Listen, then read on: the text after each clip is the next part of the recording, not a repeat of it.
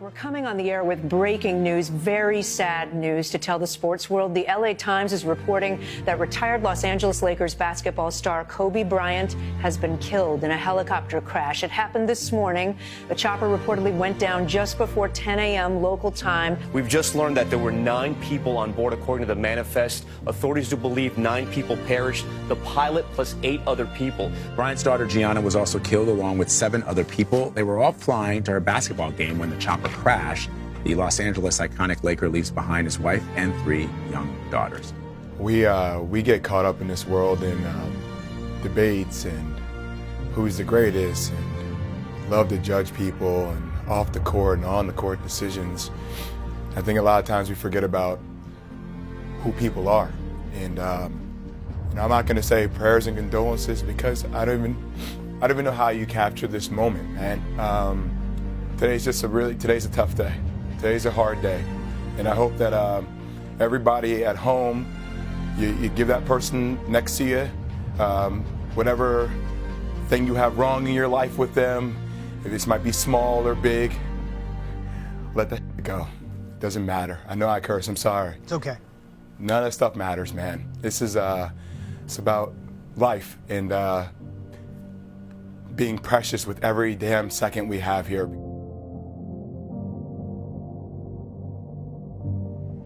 To know Kobe the way that a lot of us did, to know his brilliance, to know his intellect, to know his commitment to excellence, and the fact that he wanted to motivate and inspire just a generation of people to be of a similar ilk.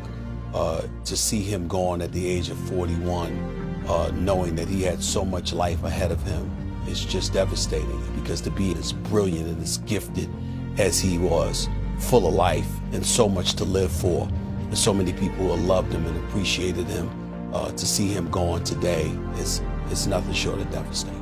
You know, I just can't have to go talk to a team before a game and tell them to play a game. For those Kobe fans that are out there that are feeling like I feel right now, just try and think of all the joy that he brought you, making the highlights that you remember, the championships that he brought, that put smiles on your faces. Those are memories that you're going to have to rely on going forward.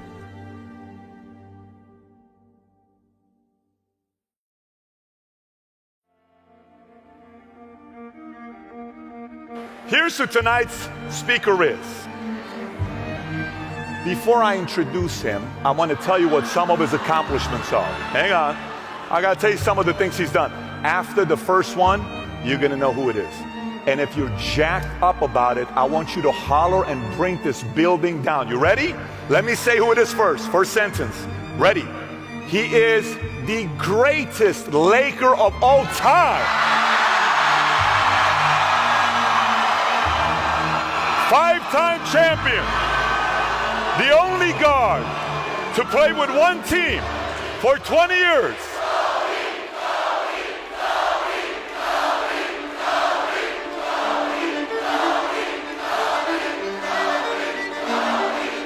Give it up to the one, the only, Kobe Bryant.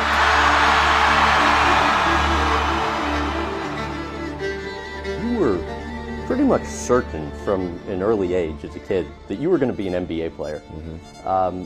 Why did you feel so strongly about that? It didn't even seem like as much that's what you wanted to do as much that's what you knew you were going to do. Well, I felt like I was born to play basketball. I mean, I started playing at the age of 2, and I love it. So, you know, when you kind of find that passion at an early age, I mean, that's really the goal. Is to kind of find whatever you're passionate about at an early age and just kind of grow into it. I had a purpose. I wanted to be one of the best basketball players to ever play. And anything else that was outside of that lane, I didn't have time for. At what age did that goal become crystal clear? I made that deal with myself at 13 years old. At 13 years old? 13 years old. That's the deal I made. Clear about it. Crystal clear. And where did inspiration come from? The love of the game. the love of the game, the challenge. Like I would watch Magic play, I'd watch Michael play, and I would see them do these unbelievable things, and I'd say, you know, can I get to that level? I don't know, but let's find out.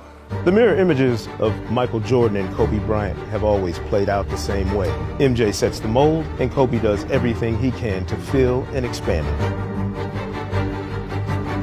How did it feel knowing, like, from the moment you got into the league, the guy at the time is the greatest of all time, everybody wants to be like Mike, Gatorade, all this stuff.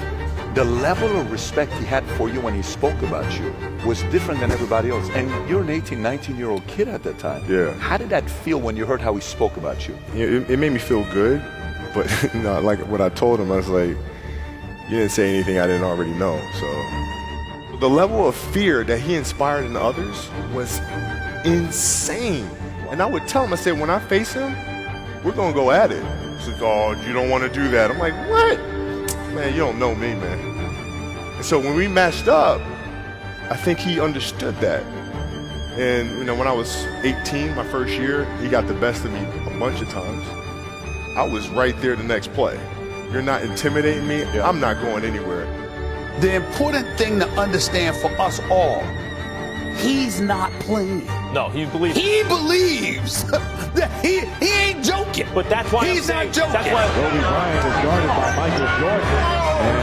Jordan can never be duplicated. What he did for the culture, what he represented, what he did in terms of taking the game global, there's no doubt about it. But to me, basketball on the court, complicated shots, shooting over taller opponents, footwork with extraordinary grace, the elan vital of the athletic balladry that he put on that court. I think there has been nobody better than Kobe Bryant. I think with the kind of will to win, I'm not denying the genius of Michael Jordan. I'm saying Kobe Bean Bryant, in my estimation, was the greatest basketball player.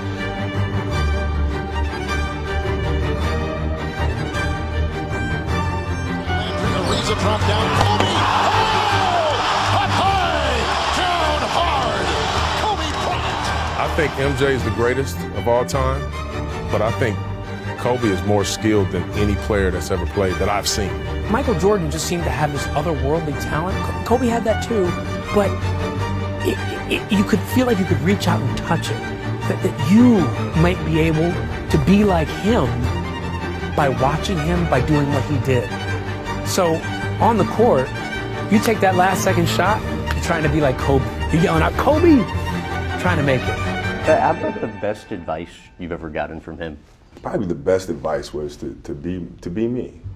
To be me. You know, he's faced a lot of criticism as well throughout his career about him shooting too much and being selfish and this, that, and the other. He said, don't change who you are. Don't change who you are. Play your game, and everybody will adjust to that. But you have to be yourself. How did that resonate with you? Well, it kind of gave me the feeling that I was on the right track, you know, because those were my thoughts and my feelings exactly. But you know, there are times where you kind of second guess yourself and like, well, maybe I need to change my game. Maybe I need to be more of a pass first type of a player, and you know, more of a Magic type of a player, and this, that, and the other. You kind of start thinking through things a little bit, and then for him to say that was like, okay, no, you're doing the right thing. You got it right.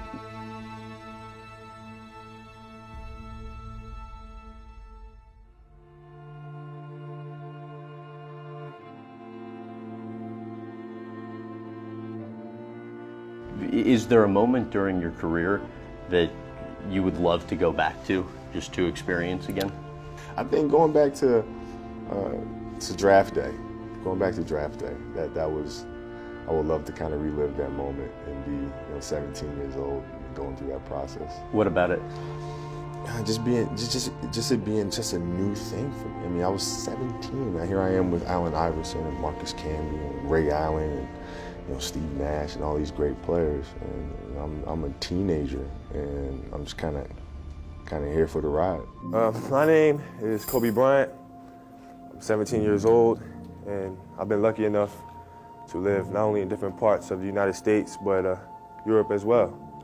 It was very hard getting adjusted, simply because I had a lot of trouble understanding English and the slang. And Unfortunately, because of the lack of communication with my peers, I wasn't invited to parties or friendly gatherings on the weekend. So on Fridays and Saturdays, I would go in my rec room with my basketball and basically dribble myself to sleep. And I think that was the best thing that could have ever happened to me, because during those lonely hours in the rec room, I discovered the hunger, the motivation, and the desire to be the best possible basketball player that I could be. And here I am today, giving an oral presentation in English class, not only in front of Mr. Rigby's camera, but the camera of Prism and ESPN. And I enjoy it. I enjoy all the attention, because it's a great feeling to know that you set a goal for yourself and you were able to reach that goal and to knock it down. You obviously know that there's some people that say you're ready for the NBA right now. And you know what? There's some people that say that you actually need some work for your college game. What do you say? I say thank you for the feedback. Everybody has their own opinion. Everybody sees you at a different level. So I'm going to listen and see what I need to work on. Go out there, work on my skills. Somebody says, Kobe, you need to work on a certain aspect of your game. And I'm going to do it. And next time they see me play, I'm going to say, hey, look, I worked on it. Now what? What do I have to work on now? If they have something else that they want me to work on, I'll go out and do the same thing. I mean, it's an obsessiveness that comes along with it. You want things to be as perfect as they can be, understanding that nothing is ever perfect. But the challenge is trying to get them as perfect as they can be. Mm-hmm. And what can you do? It's in your control. So control what you can. I just love it. I love jumping. I love dunking. I love hearing the crowd going ooh and ah. The sneakers as they squeak on the wood. The strategies. The competition. The whole game is just tremendous, I sound like an NBA commercial or something. Like, I love this game, When people say that you have the opportunity to go to the NBA and play against the greatest players in the world, that doesn't get you going. I don't think anything will.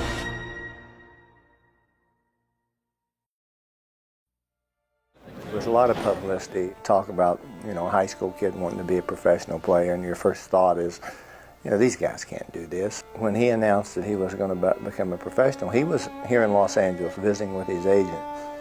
And his agent said, why don't you work him out? And I said, might as well, he's in town. And we go to this workout, and I said, my goodness, I said, this is really a uniquely skilled young kid. And I think the most important thing after the workout was the interview, because he wasn't like a teenage kid. Just listen to him and what he wanted to do with his life. The poise that he had for a young kid was really eye-opening. Coming into the league, the pressure on Kobe Bryant was enormous. You've got this 17-year-old kid coming straight from high school to the pros. Was he going to play in college, or was he going to jump straight to the pros? A lot of people thought he needed a couple years of seasoning, and he could easily get that in college. What's it going to be, college or the NBA? I don't know. I haven't made up my mind yet. Right now I'm going through the high school season. It's Final Four time in state playoffs. So after Saturday, I'll take my time with my family and make a decision. It was a tough decision. Ultimately, the key factor for me wasn't whether or not I was ready. It was the fact that if I wasn't ready, I was determined to figure out how to get ready. And ultimately, even if I was ready, I still need to improve anyway, right? So the work's not going to stop. And it was just a matter of, do you want to come to the league and learn from the best? And the best way to learn from them is to have that jump off of the film, jump off of the page, and see it face to face. That's the best way to learn, because it was like a database. I had everything in my mind of what they could do, what they didn't like to do, where they did it, when they did it. Now if I could see that up close, that is the greatest form of education that I could possibly receive. So that's when I was like, no, I'm going to go pro. No, I have decided to skip college and take my time to the NBA. I don't have any doubt in my son. He gets 110% grades. I mean, his grades are good, and you see how he plays. No, I don't play around with basketball. I don't fool around with that. I'm very serious about it. But it's enjoyable for me to play the game. But I love winning. And to win, you kind of have to grind it out sometimes. Buckle up for Kobe! Kobe Bryant just sucked the gravity out of the target center. What a play! Kobe Bryant!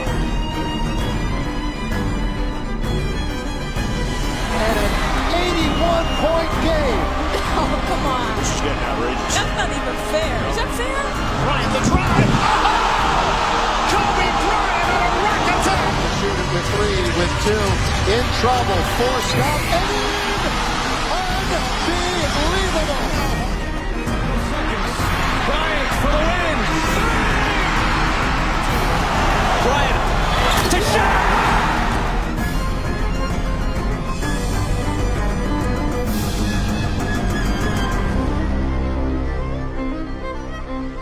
The Los Angeles Lakers have made it 3 straight NBA championships. So would you, when you sized your peers up, how'd you size your peers up? Like if you're sizing people, I'm talking you're 13 years old, you're sizing peers up, what lens are you looking through your peers? So at 13 years old, I had a kill list. And so, you know, they used to do these rankings. It was Street and Smith basketball rankings. And so I will look at 56, 55, all the way up to number 1, who these players are, what club teams they played for. So when we go on an AAU travel circuit, I got to hunt them down, right? And so that became my mission in high school, is to check off every other person, all those 56 other names, hunt them down and knock them down. There's a quote from one of my English teachers at Lower Merion named Mr. Fisk. He had a great quote that said, rest at the end, not in the middle.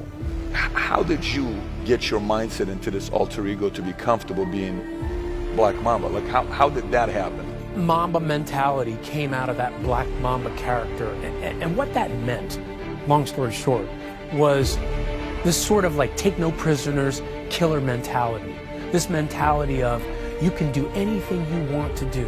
Nothing is impossible. It's a good separation for me, you know, emotionally, to be able to put myself in a place where at practice or when I'm training or during games, I switch my mind to something else. I switch my mode into something else. For me, it's the equivalent of Maximus Decimus Meridius in Gladiator picking up the dirt, smelling the dirt. It's go time. You gotta put yourself in that cage. When you're in that cage, you are that character. When I'm in that cage, bro, don't fucking touch me. Don't talk to me. Well, the message is always to go out there and dominate. When you're in that mode, you know, everything's a game 7. Are you kidding me? Unreal! Long three. Yes! Bryant to the basket. Inside! I had to rely on skill a lot more. I had to rely on angles a lot more. I had to study the game a lot more. But I enjoyed it though. I enjoy what I do. You know, this is fun for me. You know, I truly love what I do, and that's where the passion comes from. That's where the will to get better comes from. It's just because I truly enjoy it. I enjoy the preparation.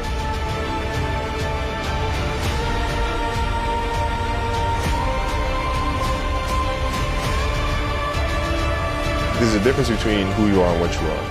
What I am when I step on that court is, you know, I'm becoming that. I am that killer snake. You know, I'm stone cold, man.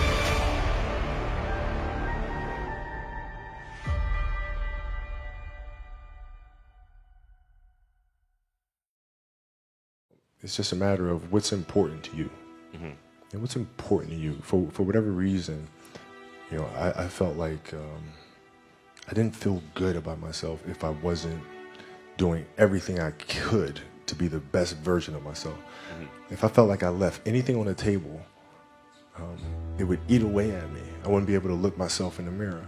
Right? So the reason why I can retire now and be completely comfortable about it, because I know that I've done everything I could to be the best basketball player I could be. Mm-hmm. That day, did you kind of know this is the way it might unfold? I may kind of go crazy tonight. Yeah, I just remember being extremely excited. Like there was such a sadness that was kind of coating Staples Center, and I didn't want to have that. I didn't want people to be sad because I wasn't sad. I was happy, and I wanted to make sure I gave them something to celebrate versus be sad over. My impact on this organization is to look forward. If I've taught this fan base anything, is that we want excellence, we want championships, and it's about the purple and gold. And a 17-time NBA All-Star, the third highest scorer in NBA history, the 2008 MVP, two-time NBA Finals MVP, five-time NBA a 6'6" guard from Lower Merion High School, number 24, Kobe Bryant.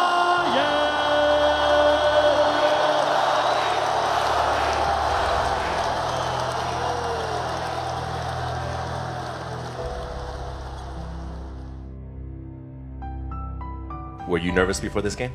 No, I wasn't nervous. I was excited. Like I was ready to go. Mhm. You know, I was ready to go. And you know, I saw my family right before we ran out on the court, and you know, I looked at my wife and our kids, and I just asked my kids. I said, "Let's go put on the show one more time. Is that okay?" And they said, "Yeah." So we went out and put on the show. So it was fun. It wasn't any nervousness or anything like that.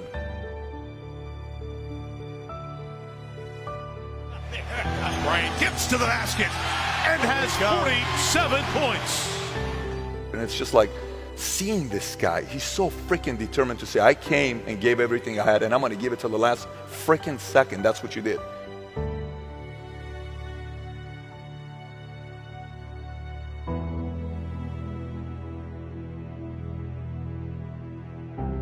For me, it was just like the end of a really long, beautiful journey. You know, I started playing a game of basketball since I was 2, right? And so for this to be the moment, this is the last game for me to come out and perform in front of my fans, in front of my home crowd, in front of my family. It was really exciting. You know, it wasn't any pressure, it wasn't sad or anything like that. It was like, this is awesome. You know, let's go out here and put on the show one more time.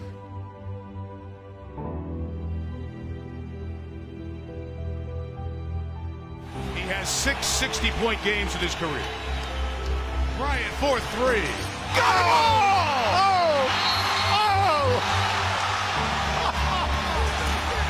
Bryant on the move with the jumper. He got it! 58 points! And the Lakers lead! And one of the great farewell performances in any sport. To my family, my wife Vanessa, our daughters Natalia and Gianna, you know, thank you guys for all your sacrifice. You know, for all the hours I spent in the gym working and training. And Vanessa, you holding down the family the way that you have. I can't, there's no way that I can thank you enough for that. And to spend 20 years here, I mean, you can't write something better than this. What can I say? Mamba out. Maybe the most memorable goodbye ever in NBA history. And how do you keep it? I mean, you have all this fuel, you have all this, you know, competitive desire, and where do you pour it out right now? Well, I mean, the biggest challenge, I think, for us athletes is to find what comes next. But the thing about sports is that, you know, at some point it's going to come to an end. And for a lot of us, it comes to an end at a very early age. I mean, I played 20 years, and I'll be 38 in August. But how did that adjustment go from there to all of a sudden, man, I got to go tell stories? Yeah. How did that happen? Because I love it. So, you know, it started for me again in high school when I started learning about storytelling, writing, how to structure a story, how to thread together a narrative that has a bigger message, how to take some of the emotions from my own journey and instill them into characters that inspire or teach the next generation. What I have to do now is make sure that the people that we bring in, these obsessives that we bring in, are challenging themselves to do the best job that they think they can do. That's what I'm there for, is for them to constantly look in the mirror and challenge themselves. If we have a project and you're saying, okay, I can do that, that's not the project we want.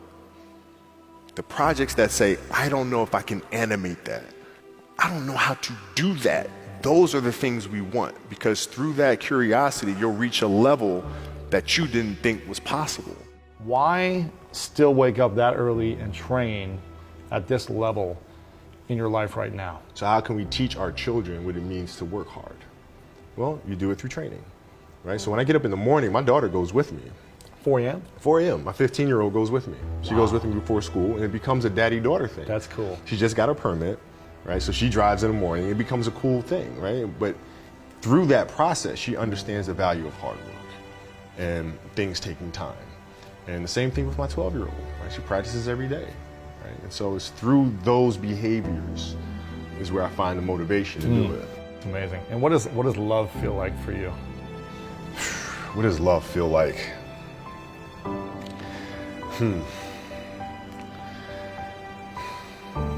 happiness is such a, I don't really think I would describe love as happiness. I think I'd describe it as a beautiful journey. You know, it has its ups and downs, right? Whether it's in marriage or whether it's in the career, you know, things are never perfect. But through love, you continue to persevere and you move through them. You move through them. And then through that storm, beautiful sun emerges. Yeah. Right? And inevitably another storm comes. And guess what? You ride that one out too. So I think love is a certain determination and persistence to go through the good times and the bad times with the someone or something that you truly love. I played other sports. You know, I played baseball. Growing up in Italy, you know, I was forced to play soccer, football, but basketball really moved me. No other sport touched me like the game of basketball. You know, when I would get really upset and I would get really down, I can always just pick up a basketball and go to the playground and just shoot and just put myself in the scenario of being in a finals game. I would just completely get away from everything that's around me. I could be at a park with trees and, you know, but in my mind, I'm in a gymnasium with thousands of people going crazy, you know, in Game 7. You know, so I can just completely escape that moment and be in a complete dream world. What were some of the down moments for you in basketball? Well, losing to the Celtics in the finals in 2008, I mean, that was tough. It was brutal. And I remember at night in the hotel room after we lost, just thinking to myself, I may never win another championship. Like, I might have just, like, this is it. It's too hard to get back here. Maybe it's not in the cards to win another one. And so I go through that night of being mad. Then the next morning I wake up and I start thinking, nah, I gotta fix this. So where did it go wrong? Why did we lose? Like, we weren't tough enough. Okay, we weren't tough enough. Whose responsibility is that to make the team tough? It's mine. Right, so now I have to start figuring out how I'm gonna lead this team differently. So to make sure that when we get to the finals the next time, we're tough and ready for this challenge. And that's how you bounce back from those moments. If you want to make history, you have to do historic things. Well, man, because I think the greatest fear that we face is ourselves, actually. You know, I think it's not anything that's external or anything that's superficial. I think the greatest fear you face is yourself, because, you know, we all have dreams, and it's very scary sometimes to accept the dream that you have. And it's scarier still to say, okay, I want that. It's scary because you're afraid that if you put your heart and soul into it and you fail, then how are you going to feel about yourself, right? So being fearless means putting yourself out there and going for it. No matter what, go for it. Not for anybody else, but for yourself. It's a moment in a game that kids dream about as they're growing up, learning the game of basketball. Kobe Bryant drills. This guy is a different breed. He's on a mission. Bryant working hard to get through. Bryant, the three. Puts it in. Kobe Bryant from downtown. Puts it in. Lakers by 4. There's a three. Bang! Bryant, tough shot. Puts it in. Won't go. Rebound to Sol. Kicks it out to Odom. Odom throws it ahead. The Lakers repeat back-to-back titles. The LA Lakers, the 2010 NBA champions. Was that a big moment for you, beating the Celtics? It was huge, you know, because, you know, I've seen us as a team grow so much from 2008. You know, Powell, Lamar, you know, all our guys, like how much we have grown since the last time we faced this team. And I couldn't be any more proud of them. You know, it wasn't even about me. It was about sitting back and watching us as a group, and we just accomplished this amazing thing. And now we can all enjoy it together. So you look back upon it now.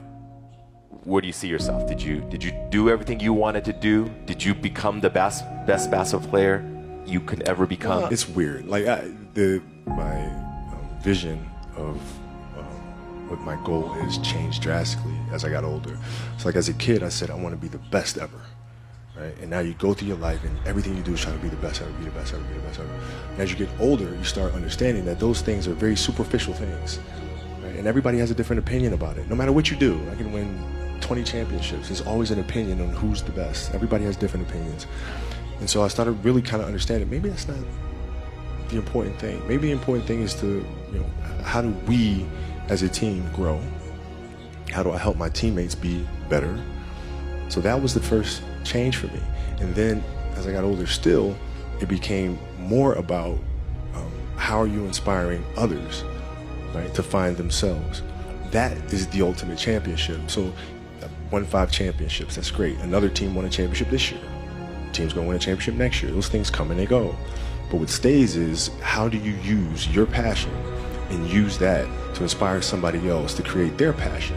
And then how can they pass that on to the next person? That is true success. So my goals have changed drastically from the time I was 6 years old to the time I was 17 to the time I was 25, and now sitting here at 37. So you met this young man where? South Carolina, Myrtle Beach. And his name? Jared Gibson. A fan of yours? Yes. You meet him at a tournament and he writes you a letter afterwards. Beautiful letter. What does it say? Dear Kobe, how's life treating you these days? I sincerely hope that this letter may find you in the best of health. I'm writing to thank you for the outstanding performance and character you displayed at the Beach Ball Classic. I just want you to know the tremendous impact you've had on my life in the short time I was in your presence, not only as a player, but as a person. You are real, down to earth, and we're accessible to your fans. Your game of life has dealt you the perfect hand. You're intelligent, and you're a very gifted basketball player. The pot of gold at the end of the rainbow in life awaits you. Grab it. But please remember these 3 things. Always thank God and your family. 2, your hard work it took you to succeed and what it's going to take to keep you there. 3, never forget us, little guys. We saw you at the beginning of your rise to stardom. Just as you've touched me and given me the inspiration to be somebody, there will be thousands more in the future. Stay humble, stay focused, stay real.